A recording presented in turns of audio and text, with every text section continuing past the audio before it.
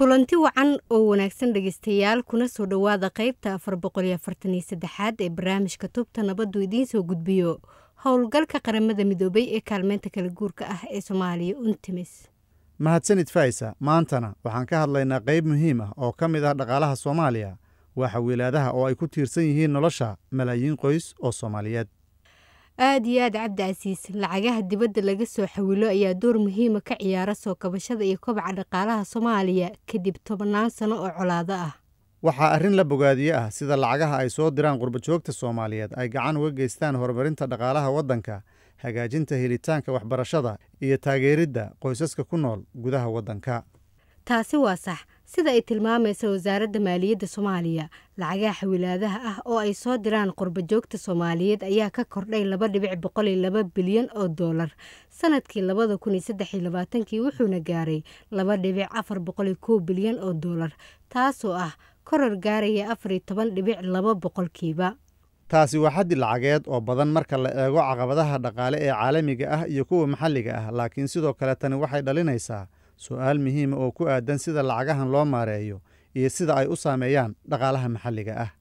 taasi waa run, balse inkastoo lacagaha xawilaaduhu kaalin ka qaataan kobaca dhaqaalaha, haddana ku tiirsanaanta xooggan ee lacagahaasi waxay sababi kartaa nuglaan, maadaama ay adduunka ka jiraan caqabado dhaqaale, sidoo kalena ay tahay mid ku tiirsan socdaalka dadka.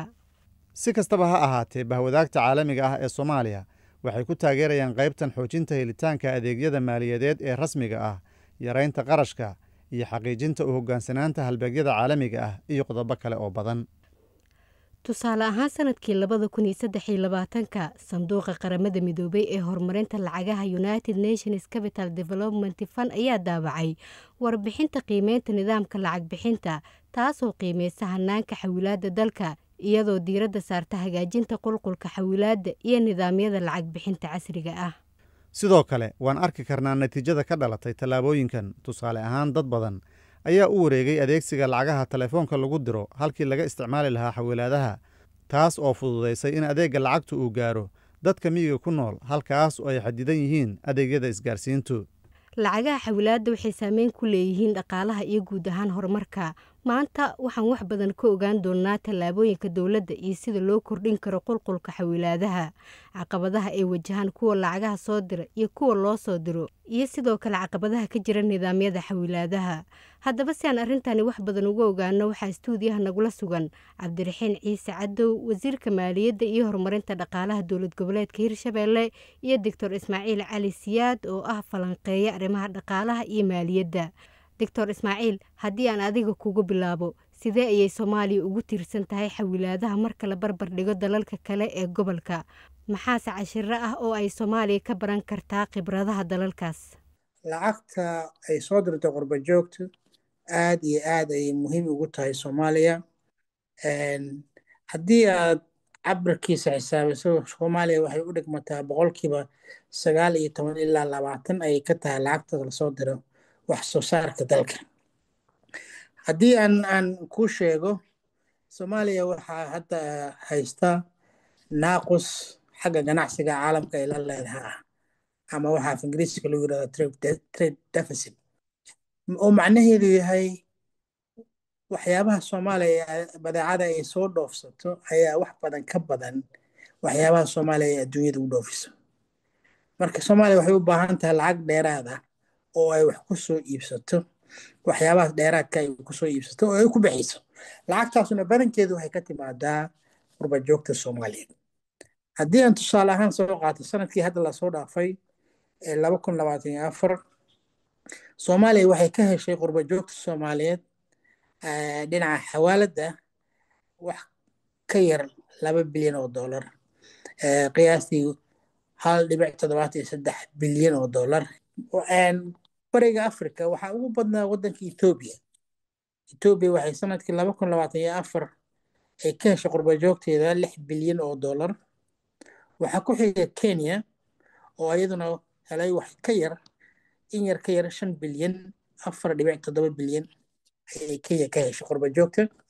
waxaa kaloo ku xiga Uganda oo helay qiyaastii 1.5 bilyan oo dollar. marka aad fiiriso wadamada lacagta qurbo joogta ay soo dirto aad iyo aad ay muhiim ugu tahay wadamada soo koraya. marka waxyaabaha aan ka baran karna casharada aan ka baran karna waxay tahay in aan dadweynaha Soomaaliyeed wax barno xirfadaha adduunyada loo baahan yahay la tababaro oo xirfadahaas ay yeeshaan oo xirfadaha la baro. aad iyo aad ay arrintaasi muhiim u tahay waayo dadka Soomaaliya hadda lacagta u soo diraa waa dad ku dhow da'dii howlgabka. lacag badan laga fili maayo carruurtooda qurbaha ku dhalatay inay soo diraan. waa kuwe waaxyaha sida weyn uga faa'iidaysta xawilaadaha sideese lacagahan qayb uga qaadan karaan horumarinta dhaqaalaha waddanka? waa mahadsan tahay. waddanka Soomaaliya markaa fiirisid wax soo saarka dalkeen wuxuu ku tiirsan yahay qiyaastii 124 ayaa waxay ka tahay wax iibsashada dadweynaha, waxaa loo yaqaano household consumption. wax iibsashada dadweynaha ayaa 24% ka ah wax soo saarka dalkeena.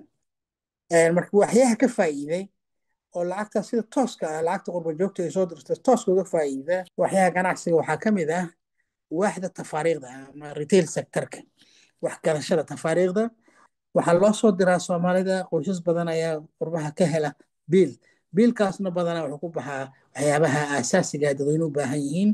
marka waaxda ganacsiga ee kowka ah ee aad uga faa'iida waa waaxda tafaariiqda badeecadaha. waxaa ku soo xiga guryaha iyo dhulka. dad badan ayaa waxay ku jiraan guryo ijaarkaasi ka bixiyaan lacagta. guryo badan ayaa lagu dhisaa oo dadweynaha xagga jooga ay dhistaan ama qaraabadooda ay u soo diraan oo xagga dhismahana waa laga faa'iidaa. waxaa jira ayadana qaybta waxbarashaduna waa ka faa'iidaa. waxaa jira qurbo joog Soomaaliyeed oo si toos ah uga bixiya qarashka waxbarashada dhalinyarada Soomaaliyeed ee magaalada waddanka jooga. marka education sector-kuna ama qaybta waaxda waxbarashaduna waa ka faa'iidaan. waxaa kaloo sidoo kale ka faa'iida qaybta caafimaadka, isbitaalada, daryeelka caafimaadkuna waa ka faa'iidaan. waa aragti Soomaalidu lacaga loo soo diraa dibadda ay u aadaan caafimaad, gudaha waddanka lagu daaweeyaa. dad badanaa aadaan India iyo Turkiga, Ethiopia iyo Kenya. gudaha waddankana in badan oo kasii badan ayaa lagu daaweeyaa. lacagtaas ku baxdana badankeeda waxaa laga soo diraa dibadda oo waxaa soo dira qurbo joogta Soomaaliyeed. sidee Soomaaliya uga faa'iidaysan kartaa xawaaladaha si ay u soo jiidato maalgashi shisheeye? maxayse yihiin qaybaha aad ka aragto rajada wanaagsan ee la maalgelin karo? waa mahadsan tahay. Soomaaliya waa ka faa'iidaysan kartaa lacagtaas dibadda uga timaado si ay u soo jiidato maalgelinta ajnabiga ee waddanka gudihiisa ah. shirkadaha ajnabiga ah marka ay waddan maalgashi ku sameynayaan waxyaabaha ay fiiriyaan oo ay ku qiimeeyaan meesha waddanka ay lacagta gashanayaan ama ay maal gashanayaan waxaa ka mid ah isbedelka lacagaha.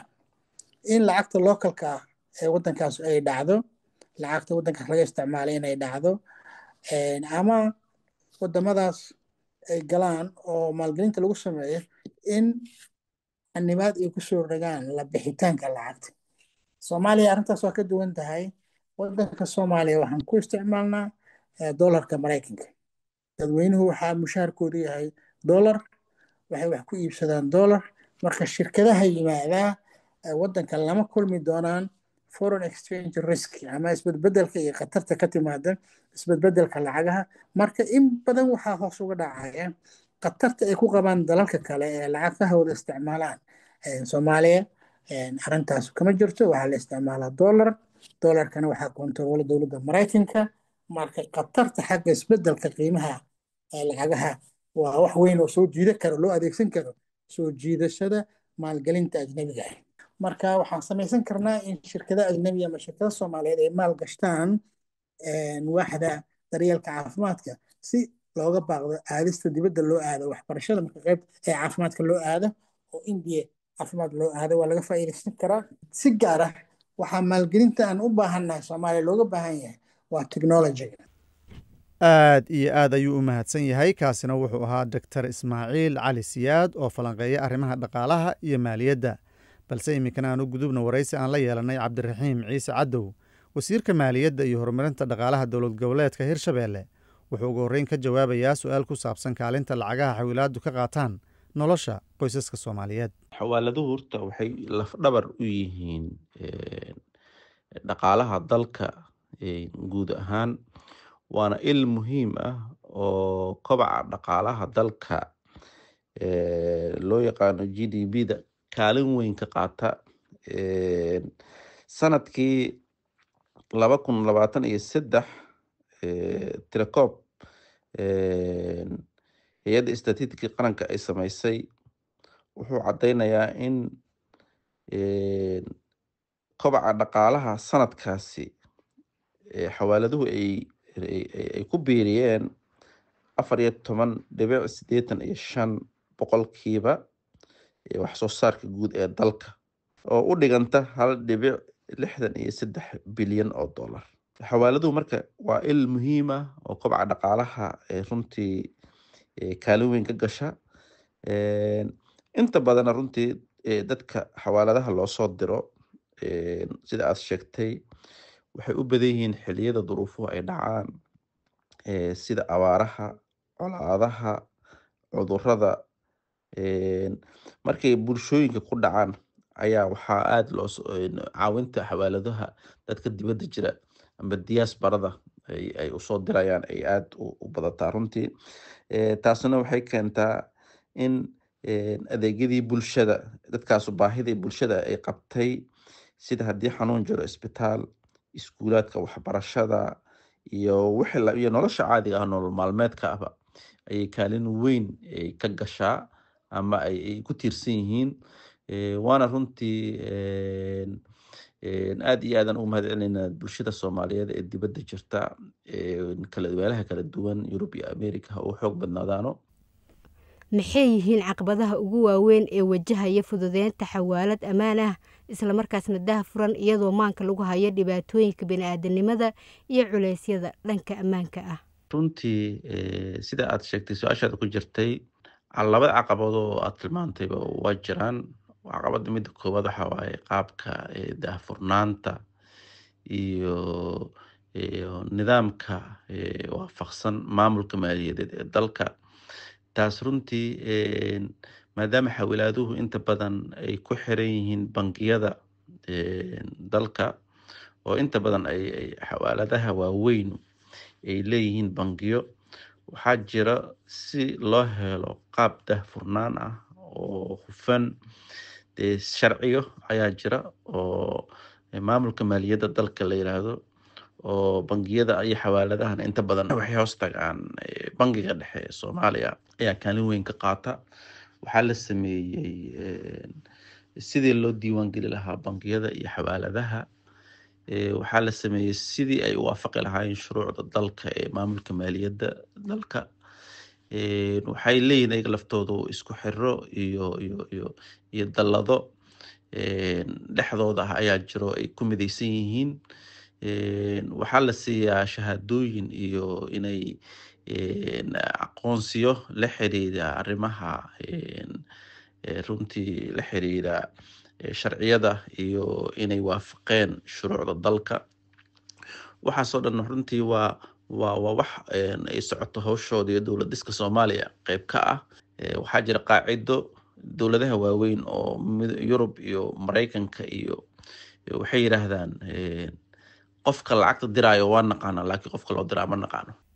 ugu dambeyn maxaad nooga sheegi kartaa tallaabooyinka aad hirgelisaan ka wasaarad ahaan si aad isugu xirtaan xawaaladaha iyo horumarka dhaqaalaha sida shaqo abuurka iyo in adeegyada la gaarsiiyo dhalinyarada iyo haweenka? Wasaaradda Maaliyadda Dowladda Hirshabelle waxay ka kooban tahay 2 qaybood. Waxaa la yiraahdaa Wasaaradda Maaliyadda iyo Horumarinta Dhaqaalaha. Siyaasado iyo baleeno ayaan ka leenahay sidii horumarka dhaqaale oo state-ka loo sameyn lahaa, anagoo ka ambaqaadayna ama ka raacayna siyaasadda guud ee maaliyadda dalka. Hadda inta ugu badan waxaa socda shuruucdii iyo xeerarkii maaliyadda iyo horumarinta dhaqaalahaba looga shaqeynayay heer federaal iyo heer state-ba. Waxaa jira kulamo aad u fara badan iyo sharciyo fara badan iyo xeerar fara badan oo heer state iyo heer federaalba usoo baxay. Waxaasoo dhan waxaa ku cad sidii bulshadan horumar dhaqaale looga sameyn lahaa. Macnaha dowladdu waa federaal, state kasta waxaa laga rabaa kaalinta uu ka geysto kobaca dhaqaalaha dalka inuu qorshe kala yimaado. Anaga qorsheen waxay tahay marka inaan isku xir u sameyno, isku xirka bulshada, wasaaradda maaliyadda ama dowladda Hirshabelle iyo xawaaladaha iyo bangiyada si loo helo ganacsiyada yaryar sida loogu taageeri lahaa. Kaalintee dowladdu ka qaadan kartaa, kaalintee bangiyada iyo xawaaladdu ka qaadan karaan, bulshada wacyigooda iyo mustawahoodu soo yahay, isku xirkoodu soo yahay, aaminaadoodu say tahay. waxaasoo dhammaan waxaan ku rabnaa inaan bal dib u dhis ku sameyno oo maskaxdooda iyo wacyigooda iyo fahamkooda kor usoo qaadno.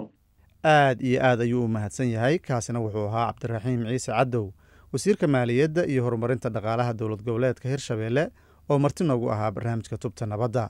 iminkana dhegeystayaal waxaad ku soo dhowaataan hees ka hadlaysa muhiimadda dhaqaalaha. madiyahay dhawaaqi oo dhacdiidka daayo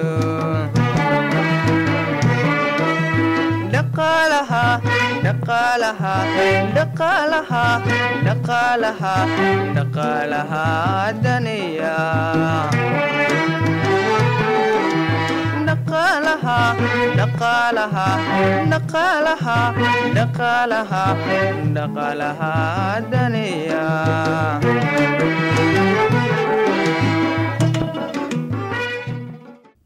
waa hagaag dhegeystayaal, heestaasi ka hadlaysay muhiimadda dhaqaalaha waxay ugu dambeysay barnaamijkeenii Tubta Nabadda oo toddobaadkan halkan ay idinkala socodsiinayeen cabdicasiis maxamed diiriye iyo anigoo ah Faa'isa Cabdi Warsame.